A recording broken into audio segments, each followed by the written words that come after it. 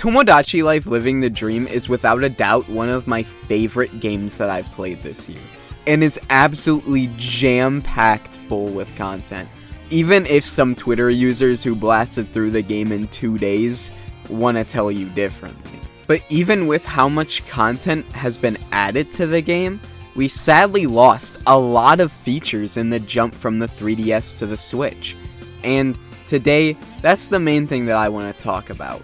What features didn't make it into Living the Dream, big or small? Starting off, the first difference is a pretty small one, and it's the fact that the game doesn't ask you to make yourself a lookalike me upon starting your save file.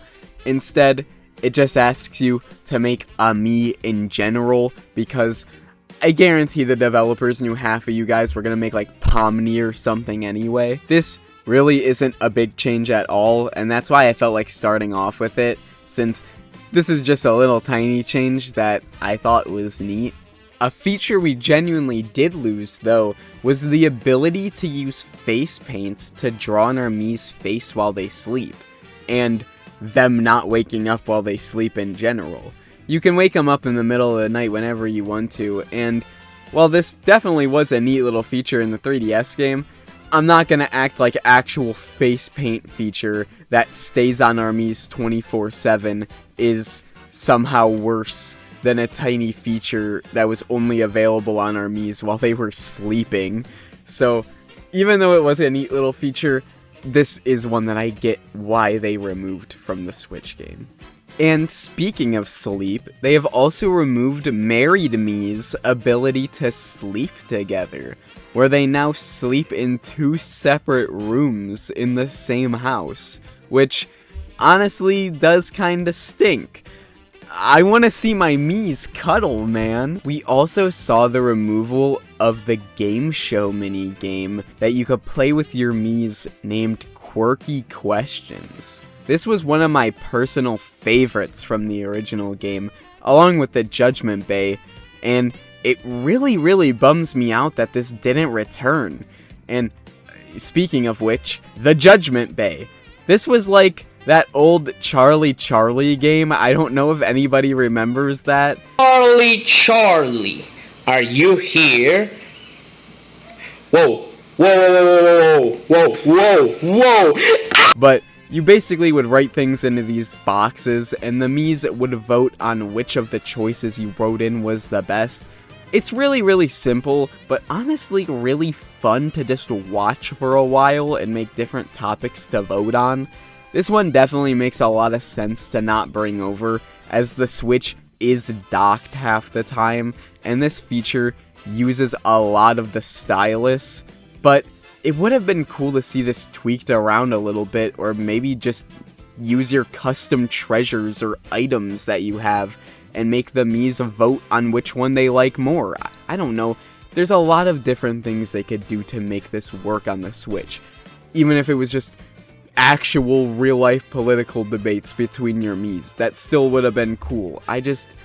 This should have come back in some way. Another thing I absolutely understand that was removed, but I really wish wasn't, is the concert hall. This is debatably the most iconic feature of the 3DS game, due to how many viral videos spread from it. But that is sadly most likely the reason it was removed. While there are no filters on this game, allowing you to genuinely make and say whatever you want, Nintendo has took great measures to try to prevent out-of-context clips that may make the game or company look bad from spreading on the internet, even if they're not doing a good job. But still, I really hope this gets added in a future update, as it is without a doubt the feature I've heard people clamoring to come back the most out of anything, besides me sharing. And I do have a little bit of hope that it will come back, but I sadly don't think the developers want to touch the concert hall with a 10-foot pole. Would still really be cool to see come back though. But moving away from the concert hall, we also sadly lost Tomodachi Quest in Living the Dream. And as neat and cute as Tomodachi Quest is, we're not gonna act like Miitopia isn't on Switch and isn't just this concept but fully realized into a full game and not 8-bit anymore.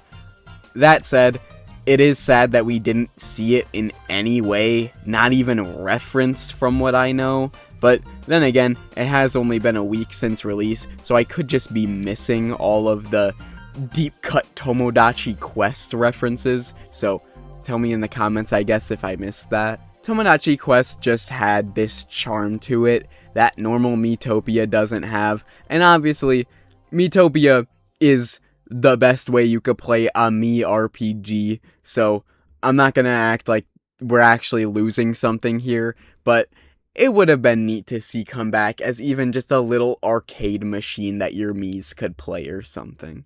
And one of the most heartbreaking things ever, rap battles are gone. This was genuinely my favorite feature of the original game, and I was absolutely heartbroken when I found out I couldn't make Mii's rap battle. If I could choose any feature to come back, without a doubt, it would be this. As a matter of fact, finding out that I wasn't able to rap battle in Living the Dream was the sole catalyst that made me want to write this video.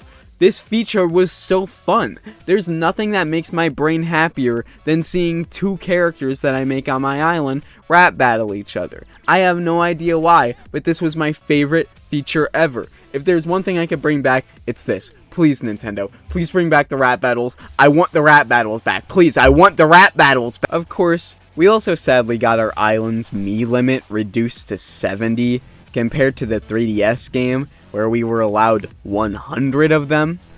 Whatever. There are also no babies in Living the Dream.